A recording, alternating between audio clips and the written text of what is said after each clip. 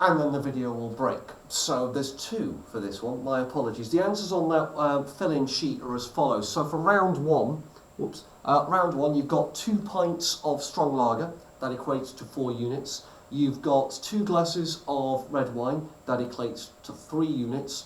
And then you've got 1 gin and tonic. So that's 4 plus 3 plus 1, which equals 8 units. Next one, 6 shots of tequila, easy, that's 6 units per shot, 6 units, 1 unit per shot. 6 pints of strong beer, that's a little bit more hard in that it's 3 units per pint. So as a consequence of that, you're looking at maybe, hold on, I can work this out, 18 plus 6, you're looking at 24, though I think it's slightly more than that. I think it's, hang on, yeah, no, that's about right, I think. I think I worked it out as 32 earlier. I just worked it out as 24. I think it was 32 total. There's probably something different there. Round 3, bottle of wine, that's 6 units. 2 pints of cider, that's another 4, that's 10 units. And then you've got round 4, which is 6 vodka and Red Bulls, that's 1 unit per vodka, so that's 6, that's easy. And 6 pints of cider, that's 2 per pint. And that works out at 12, so it would be 18 in total. When will the alcohol go? The fill-in bit, Jack has a pint of beer at 1 PM, another at lunch, with his lunch at 1:30, and a third just before he goes back to work at 2 PM. That is a long lunch, and I am slightly jealous of Jack. Jack is having way more fun than me. He will be completely sober at, well, after 2 PM, you've got 3 pints of beer, that's 6 units, so it will be 8 PM before he's completely sober, scarily enough, assuming he finished at 2 PM.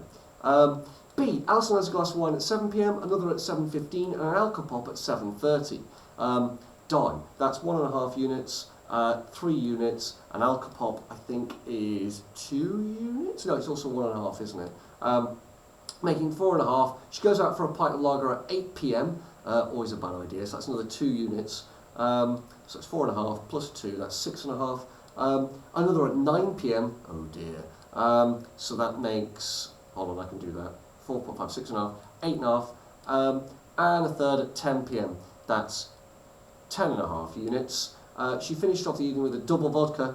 That's 12.5 units at 11 PM. She will be completely sober at 11:30 the following day. Quite shockingly. What problems stem from people knowing how long their body takes to process alcohol? Not knowing, rather. Well, if people don't know, obviously they can't plan accordingly. So you need to know these things, especially now we're all at home, and that can happen, I suppose. Moving on. Units and their effects. This just goes over what the different units do. At 1 unit, you're likely to have more accidents. 2 is mild intoxication, you'll feel warm, your skin will be flushed, you'll become more cheerful, though it is a depressant, so that's an odd one. There'll be impaired judgment and decreased inhibitions. 4 to 6, intoxication in most people, increased impairment of judgment, inhibition, attention and control. Some impairment of muscular performance, slowing of reflexes, you can become quarrelsome and angry. By 7 to 9 units, there's obvious intoxication in all normal people. Sorry, nobody gets by on this one. Staggering gait and other muscular incoordination basically means you can't organise where your hands are and your legs are, you can't keep track of things, your brain can't keep coordination of your body. Slurred speech, though in some people that just happens through tiredness, like with me. Double vision, I'm not sure about double vision, I've been at this point, it basically means it's difficult to focus. Memory and comprehension loss. The memory thing's an interesting one. You can lose enough brain cells that you will lose memory, but there have been studies done that suggest that people don't lose their memory, they simply repress their memory. More than 10, and you're on to extreme intoxication or stupor. You've got reduced response to stimuli, you end up with an inability to stand straight, you sort of sway slightly.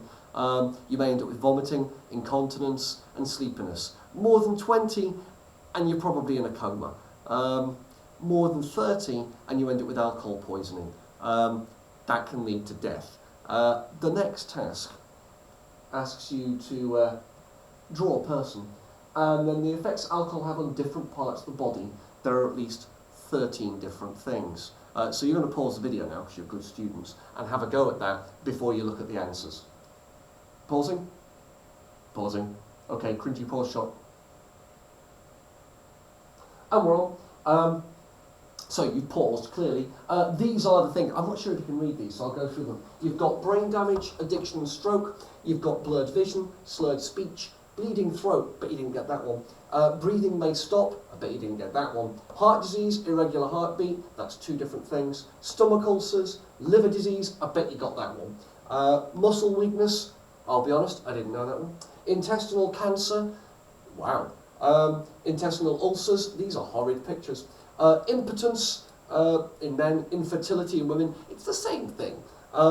And osteoporosis, that is your bones start losing their internal consistency and stop working properly and stop replacing things. So there you go. There are your 13 things, and you obviously pause the video because you're good students. At this point, that would have been a full lesson, not least because I know you would have been interrupting, Kenzie, I know. And I know you're watching these too. You too, Gabby, but you wouldn't be interrupting quite so much. And that's how it works. Thank you all very much, Year 10. I will leave it here and we'll come back because 2 videos I think is too much for any day. Thank you all very much and a hearty stay at home to you all. Hope all is well and I'll speak to you on.